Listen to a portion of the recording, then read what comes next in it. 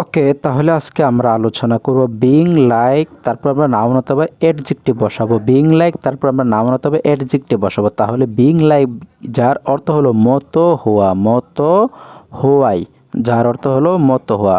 For example, আমরা যদি কয়েকটা উদাহরণ দেখি, আমি বললাম বিং লাইক মাই ব্রাদার, আমার ভাইয়ের মতো হওয়া। এই তুমি কি আমার ভাইয়ের মতো হতে পারবে? হেই, এই can you tell me, will you being like to my brother, তুমি কি আমার ভাইয়ের মতো হতে পারবে?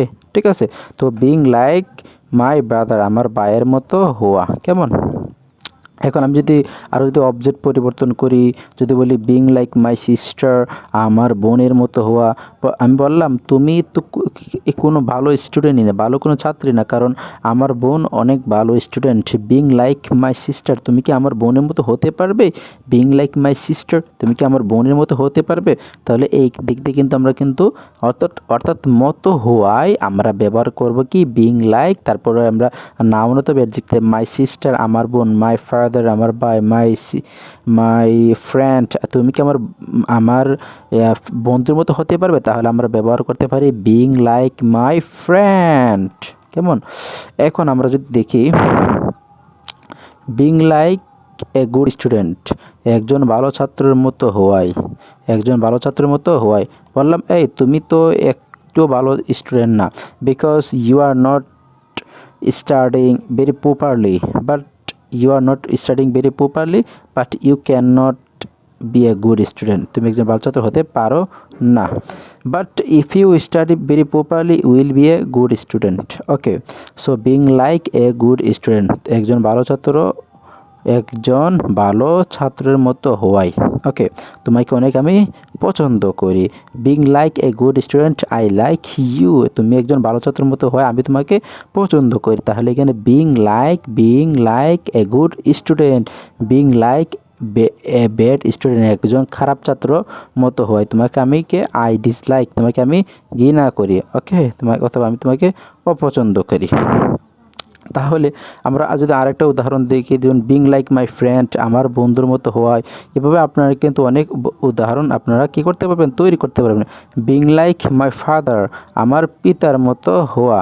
তাহলে আপনি এখানে আপনারা কী দিতে পারবেন, বিং লাইকের পরে আপনারা যেখানে ফাদার শব্দ আছে, ফাদার দিতে পারেন, মাদার দিতে পারেন, ফ্রেন্ড দিতে পারেন, অর্থাৎ আপনারা আপনাদের ইচ্ছাকৃতভাবে আপনারা যেটা খুশি সেটা ব্যবহার করতে পারবেন সাবজেক্ট অথবা অ্যাডজেক্টিভ হিসাবে।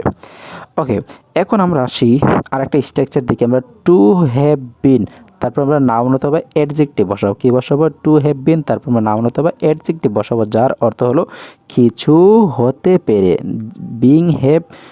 টু হ্যাভ বিন, তারপর আমরা নাউন অথবা অ্যাডজেক্টিভ বসাবো, যার অর্থ হলো কিছু হতে পেরে। Okay, for example, to have been a teacher, একজন শিক্ষক হতে পেরে আমি অনেক ধন্য। ওকে, আমি তোমার বন্ধু হতে পারে আমি অনেক ধন্য। Two have bin your friend, তোমার বন্ধু হতে পেরে আমি অনেক খুশি। I am so kind of happy because now I am your friend. Two have bin your friend, two have bin your friend, তোমার বন্ধু হতে পেরে আমি অনেক গর্ববোধ করি। তাহলে কি two have bin your friend আপনারা ব্যবহার করবেন two have bin your friend, তোমার বন্ধু হতে পেরে। তাহলে আমরা মূল যে পয়েন্টটা সেটা মনে রাখবো, টু হ্যাভ বিন, তারপর আমরা কিছু হতে পেরে আমরা ব্যবহার করব। ওকে, ফর এক্সাম্পল, আমরা যদি আমি দিই two have been a teacher, একজন শিক্ষক হতে পেরে। Two have bin your friend, তোমার বন্ধু হতে পারে। Two have bin an honest man, একজন সৎ মানুষ হতে পেরে। তাহলে আমরা কিন্তু এইভাবে ব্যবহার করতে পারি।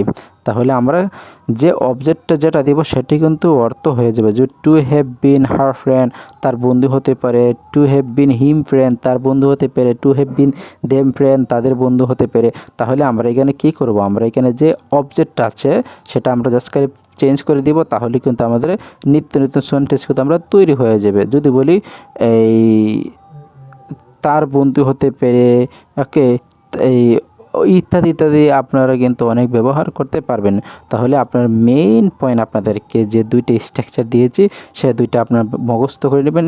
টু হ্যাভ বিন, তারপর আমরা নাউন অথবা অ্যাডজেক্টিভ বসাবো, যার অর্থ হলো কিছু হতে পেরে, কিছু হতে পারে। টু হ্যাভ বিন, কিছু হতে পারে। টু হ্যাভ বিন, কিছু হতে পারে। টু হ্যাভ বিন আপনারা ব্যবহার করবেন। এবং এবং বিং লাইক নাউন হতে হবে অ্যাডজেক্টিভ বসাও মতো হওয়া বিং লাইক নাউন হতে হবে অ্যাডজেক্টিভ বসাও যার অর্থ হলো মতো হওয়া আপনারা ব্যবহার করবেন।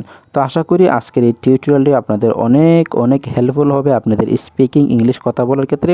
আর হ্যাঁ, আপনাদের সম্মুখে আমার একটি রিকোয়েস্ট হলো, আপনি যদি আমার চ্যানেলে তো পেজে নতুন দর্শক হয়ে থাকেন অবশ্যই আপনারা আমাদের চ্যানেলটি সাবস্ক্রাইব করবেন, পেজটি ফলো করে রাখবেন, তাতে আমরা অনেক অনেক আনন্দিত। আর হ্যাঁ, অবশ্যই আজকের ক্লাসটি আপনার বন্ধুদের সাথে শেয়ার করে নেবেন, যেন তারাও যেন এমন মজার টিউটোরিয়াল থেকে ক্লাস থেকে তারাও যেন বঞ্চিত না হয়, তারাও যেন শিখতে পারে। সবসময় একটা জিনিস মাথায় মনে রাখবেন, জ্ঞান যতই আপনারা একজন আরেকজনের কাছে শেয়ার করবেন, দেখবেন আপনার জ্ঞান ততই বাড়বে, তা কখনো কমতে থাকে না। আজকে এই পর্যন্ত, অন্যদিন দেখা হবে অন্য কোনো টিউটোরিয়াল নিয়ে। ভালো থাকেন, সুস্থ থাকেন। আসসালামু আলাইকুম রহমতুল্লাহি ওয়া বারাকাতুহু।